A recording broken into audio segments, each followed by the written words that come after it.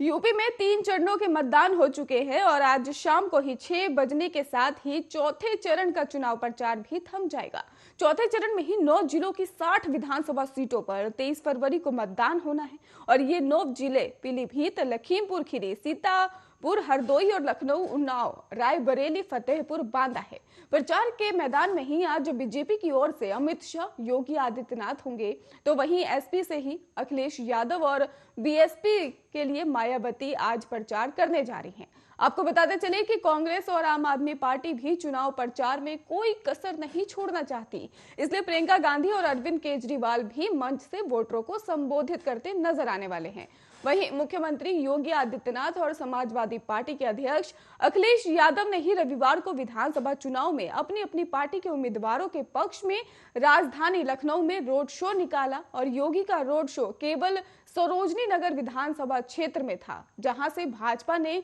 प्रवर्तन निर्देशालय के पूर्व अधिकारी राजेश्वर सिंह को ही मैदान में उतारा है। वहीं अखिलेश यादव ने ही अपने विजय रथ पर सरोजनी नगर से ही रोड शो शुरू किया और पूरे शहर में घूमे।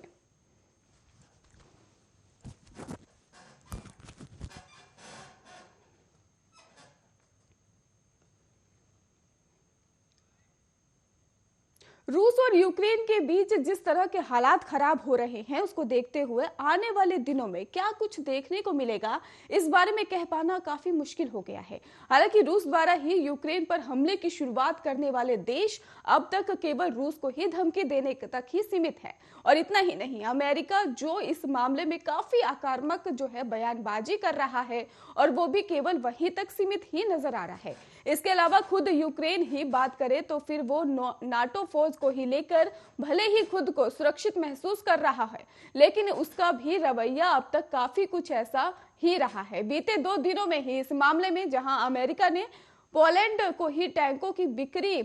करने की घोषणा की है और वहीं दूसरी तरफ नीदरलैंड ने ही हेलमेट समेत अन्य सैन्य साजो सामान यूक्रेन को देने की बात की है। आपको बताते चले कि कई एजेंसियों की मीडिया रिपोर्ट्स में कहा जा रहा है कि यूक्रेन में रूस की तरफ से जो हमले जारी हैं, बहरहाल इस तनाव में ही नाटो का नाम बार बार सामने आता नजर आ रहा है। नाटो इस तनाव की एक अहम कड़ी भी नजर आ रही है। इसके साथ ही आपको बता दें कि इसके बारे में जानना जरूरी हो जाता है। आपको बता दें कि नाटो दुनिया की करीब 30 देशों का एक संगठन है, जिसमें अधिकतर देश यूरोप के ही हैं। नाटो के पास अपनी वायु और इसके साथ ही सेना, थल सेना, नौसेना और तटरक्षक बल शामिल हैं और इसके 3 सदस्य ब्रिटेन, अमेरिका, फ्रांस पर परमाणु हथियार वाले देश हैं।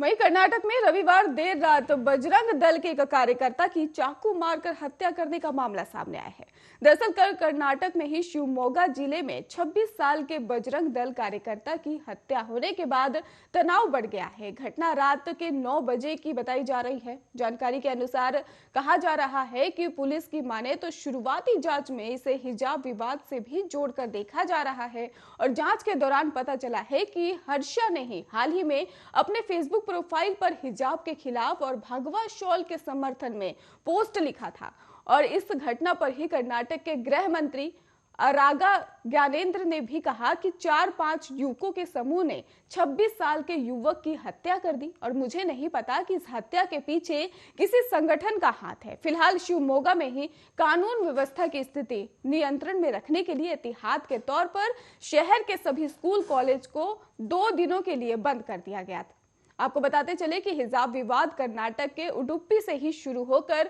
अब पूरे देश में फैल चुका है। सोशल मीडिया से लेकर सड़क तक कई बड़े नेता से लेकर आम जनता तक इस विवाद पर अपनी राय रख रहे हैं और वहीं दूसरी तरफ हिजाब विवाद के शुरू होने के साथ ही बजरंग दल भी इस मामले में काफी एक्टिव हो गया है और लगातार सोशल मीडिया पर समेत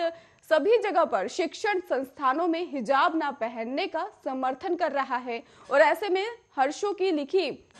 पोस्ट और इस घटना को आपस में जोड़ा जा रहा है। हालांकि पुलिस अभी इस पर कुछ भी बोलने से बचती हुई नजर आ रही है। वहीं एक तरफ जहां कर्नाटक में हिजाब विवाद को लेकर माहौल पहले से ही तनावपूर्ण था और ऐसे में बजरंग दल की एक कार्यकर्ता की हत्या के बाद लोगों के बीच डर की स्थिति बनी हुई है और वहीं इस मामले में फिलहाल जांच जारी है और जिले की सुरक्षा बढ़ा दी गई है।